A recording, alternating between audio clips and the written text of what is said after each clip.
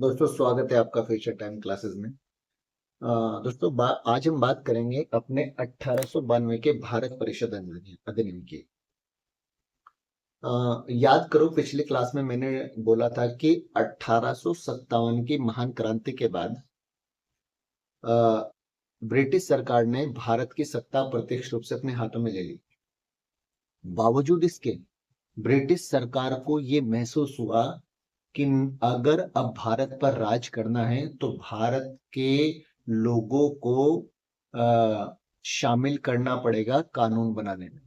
मतलब सत्ता में भारत के लोगों का शामिल होना बहुत जरूरी है, उनका सहयोग होना बहुत जरूरी है। तो इसी को ध्यान में रखते हुए कि भारत के लोगों की भागीदारी को सत्ता में कैसे बढ़ाया जाए, तो इसी को ध्यान में रखते हुए उन्होंने पहले जो लिया था 1861 का अधिनियम लिया, जो कि हम पढ़ चुके हैं। फिर उन्होंने एक अधिनियम और निकाला 1892 का, जो कि हम आज पढ़ेंगे। और इसी के लिए उन्होंने एक अधिनियम और निकाला 1909 का, जो कि हम नेक्स्ट क्लास में पढ़ेंगे। तो ये तीन अधिनियम सिर्फ इसीलिए लाए गए थे ताकि भारतीय लोगों की सत्ता में भागीदारी को बढ़ाया जा सके। और वो इसलिए नहीं कर रहे थे कि भाई क्या नाम है, हमसे उनको कोई हमदर्दी थी, ऐसे नहीं कर रहे थे। वो तो सत्ता की भागीदारी हम भारतवासियों की इसलिए बढ़ा रहे थे ताकि वो हमारे ऊपर और राज कर सके, क्योंकि बिना हमारी अब भागीदारी के उनका राज करना हमारे ऊपर बहुत भारी पड़ गया था। 1857 की महान क्रांति कोई छोटी मोटी क्रांति थोड़ी थी भाई। इसलिए तो कहता हूं मैं, अंग्रेजों की नींव हिलाकर रखती थी उसने। ठीक है। तो आज हम पढ़ते हैं 1892 का भारत परिषद अधिनियम। इसमें मूल वही है, मूल वही है क्या कि लोगों के भारतीय लोगों की सत्ता में भागीदारी को बढ़ाया गया। लेकिन 1861 में क्या बातें बोली गई थी वो हमने पढ़ी। 1892 में अलग चीज बोला गया और 1909 में अलग चीज। तो हम नेक्स्ट क्लास में 1909 पढ़ेंगे। आज हम इसको डिस्कस करते हैं 1892 का। ठीक है। लो जी, क्या था इसमें। पहली बात, फर्स्ट, गैर सरकारी सदस्यों की संख्या को बढ़ाया गया। 1861 में सिर्फ और सिर्फ 3 सदस्यों को विधान परिषद में लिया गया था। कौन थे? पटियाला के महाराजा सर दिनकर राव। और अच्छा, यहां पर एक चीज और हमें डिस्कस करनी है कि 1861 में जब 3 लोगों को, बनारस के राजा, पटियाला के महाराजा और सरदिनकर राव को लिया गया था, तो उनको मैंने जब वहां डिस्कस किया था, एक शब्द यूज किया था, गैर सरकारी। तो मैंने यहाँ भी शब्द वो यूज किया है कि गैर सरकारी सदस्यों की संख्या को बढ़ाया गया। तो वो जब वो 3 ले गए थे वो भी गैर सरकारी थे। जब भी मैं शब्द यूज करूंगा गैर सरकारी, तो आप समझ लेना गैर सरकारी मतलब भारतीय, और सरकारी मतलब अंग्रेज। ये आप ध्यान रखें। ठीक है, मैं बार बार इस चीज को नहीं बोलूंगा। तो गैर सरकारी, 1861 में जब हमने पढ़ा था तब कितने गैर सरकारी सदस्य? सिर्फ 3। उसने बताया था कौन है? पटियाला के महाराजा, सर दिनकर राव और बनारस के राजा, ये 3 थे। लेकिन अब ब्रिटिश सरकार को लगा नहीं भाई, अभी इनको और बढ़ाना है, और इन सदस्यों को बढ़ाओ, गैर सरकारी सदस्यों को। तो भैया 1892 के अंदर गैर सरकारी सदस्यों की संख्या विधान परिषदों में और बढ़ाई गई। अब कितने बढ़ाई गई, किसको बढ़ाया गया है, उसके बारे में जिक्र नहीं है। बस बोला गया है कि गैर सरकारी सदस्यों की संख्या बढ़ गई। पहली बात ये बोली गई 1892। चलो,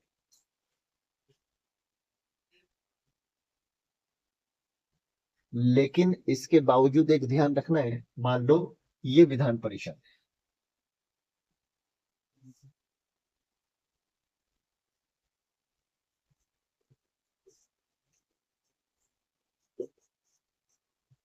ये विधान परिषद है, और इसमें टोटल 1 2 3 4 5 6 7 8 9 10, इसमें टोटल 10 सदस्य हैं।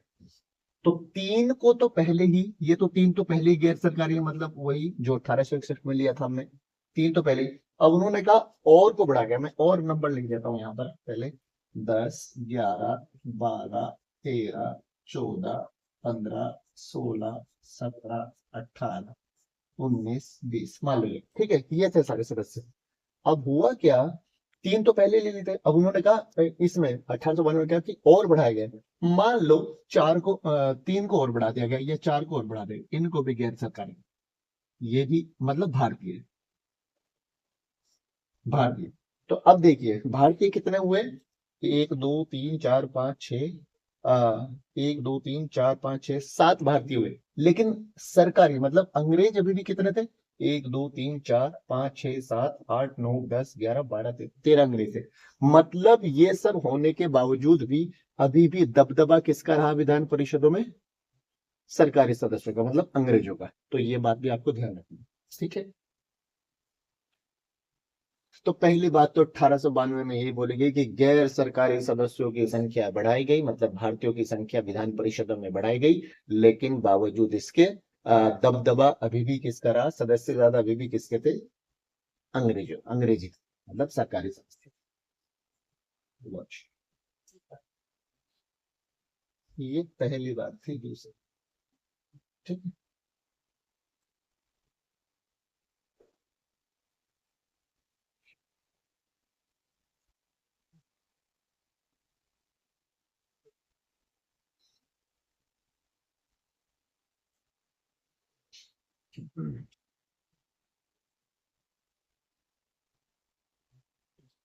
दूसरी बात,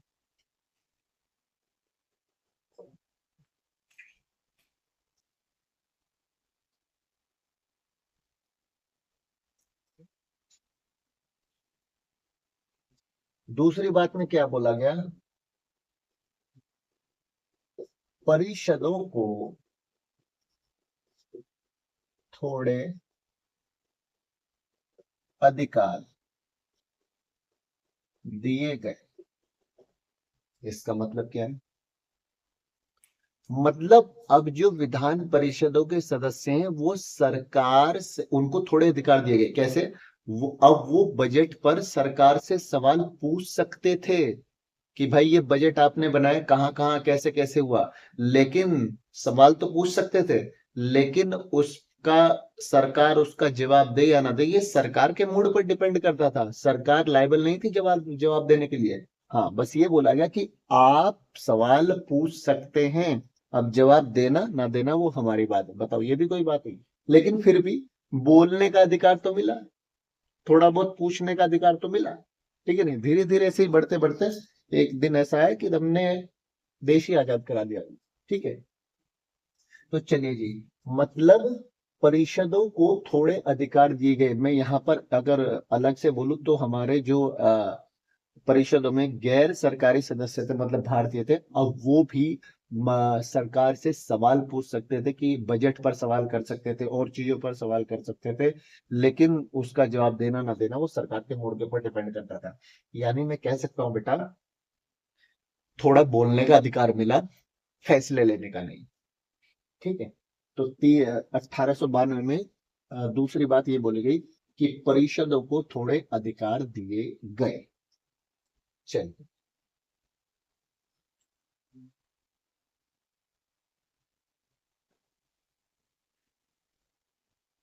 अब यहाँ है सदस्यों की, तीसरा,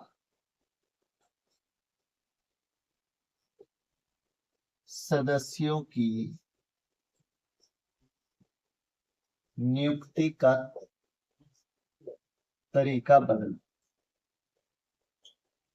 सदस्यों को कैसे नियुक्त किया जाता था विधान परिषद में, तो देखिए केंद्र स्तर पर, पहले हम केंद्र स्तर पर, केंद्र स्तर की बात कर लेते हैं। जो वायसराय थे, वायसराय,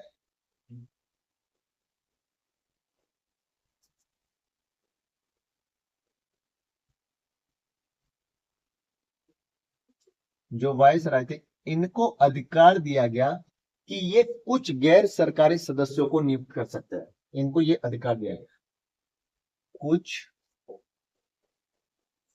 गैर सरकारी सदस्यों को नियुक्त कर सकते हैं, गैर सरकारी सदस्यों को नियुक्त कर सकते हैं, वायसराय को ये अधिकार दिया है। अब गैर सरकारी का मतलब फिर वही बात है, मतलब भारतीय। ठीक है, चलो जी। लेकिन लेकिन आ, प्रांतीय स्तर पर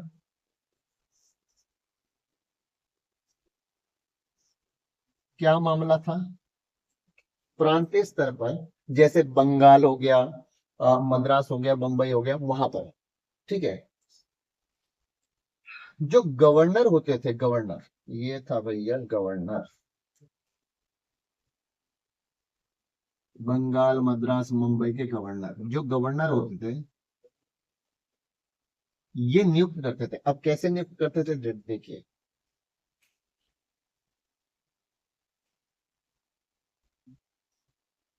जिला परिषद में कुछ बातें लिखता हूँ, जिला परिषद, नगर पालिका,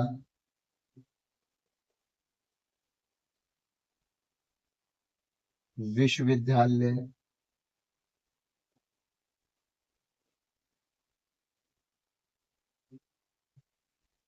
व्यापारी संघ,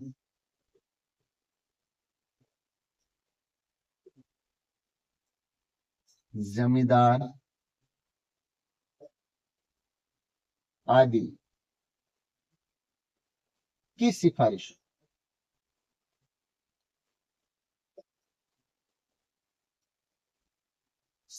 पर नियुक्त कर सकता था। तो जो सदस्यों की नियुक्ति थी वो कैसे होती थी, तो केंद्र स्तर पर तो वायसराय जो था वो कुछ गैर सरकारी सदस्यों को सीधे नियुक्त कर सकता था। 1892 के अधिनियम ने उसको ये अधिकार दे दिया। लेकिन प्रांतीय स्तर पर जैसे हो गया मद्रास, मुंबई, बंगाल, इन स्तरों पर जो गवर्नर होते थे वो कैसे नियुक्त करते थे अपने यहाँ सदस्य, अपने परिषदों में, कि जो जिला परिषद है, जो नगर पालिका है, जो विश्वविद्यालय है, जो व्यापारी संघ है, या जो जमींदार है, ये लोग किसी व्यक्ति का नाम सजेस्ट करते थे इसको, गवर्नर को, कि भाई इसको नियुक्त कर लो, इसको नियुक्त कर लो, इसको नियुक्त कर लो।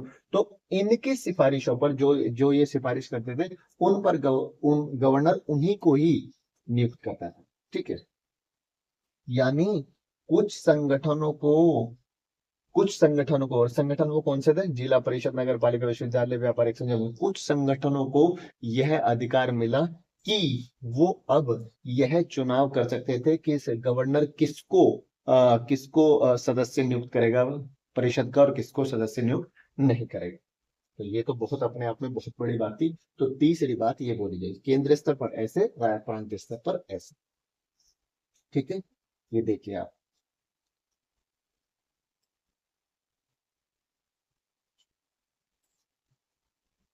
ठीक है बेटा, हमने तीन बातें पढ़ी। अच्छा, यहाँ पर ये चीज ध्यान रखना बहुत जरूरी है, 1892 के अधिनियम में कहीं भी इलेक्शन या चुनाव शब्द का प्रयोग नहीं किया गया, कहीं भी। लेकिन आप देखिए, चुनाव की या इलेक्शन शब्द की झलक आ रही है कैसे, जिला परिषद, नगर पालिका, विश्वविद्यालय, व्यापार संघ, जमींदार, ये क्या है, एक तरह से जनता ही तो है। जनता ने अपने अपने संघ बना रखे, ये वही तो है। इस जनता ने कहा कि भाई, गवर्नर को, कि भाई आप इस व्यक्ति को अपनी परिषद का सदस्य नियुक्त करो, और इसने वही किया। तो यानी प्रत्यक्ष रूप से ना, परोक्ष रूप से, तो इनडायरेक्टली, तो जनता क्या कर रही है बेटा, इसके जो परिषद के सदस्य हैं, जनता ही चुन रही है ना उनको। इसने इन्होंने नाम सजेस्ट किया और इसने उस नाम को अप्रूव कर दिया। मैं फिर कह रहा हूं, इलेक्शन शब्द का यूज नहीं किया इस पूरे के पूरे 1892 के परिषद में, लेकिन इनडायरेक्टली तौर पर हमें नजर आ रहा है ना, तो ये जनता ही तो है। जनता ने क्या किया, एक नाम सजेस्ट किया और उसने इसको, गवर्नर ने उसको ही अपना सदस्य नियुक्त कर लिया। ये भी तो बात है ना भाई। ठीक है, तो आप इस चीज को भी ध्यान में रखेंगे।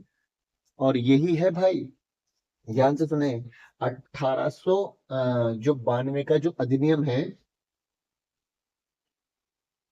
वही आगे चलकर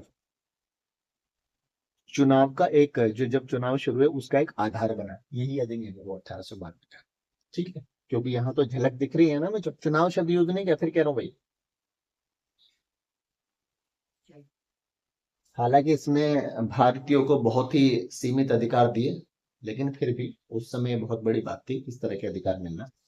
तो हमने ये चीजें पढ़ी, तीन चीजें यहाँ पढ़ी और चौथी चीज मैंने ऐसे बताई। ये था हमारा 1892 का अधिनियम। नेक्स्ट क्लास में हम पढ़ेंगे 1909 का अधिनियम।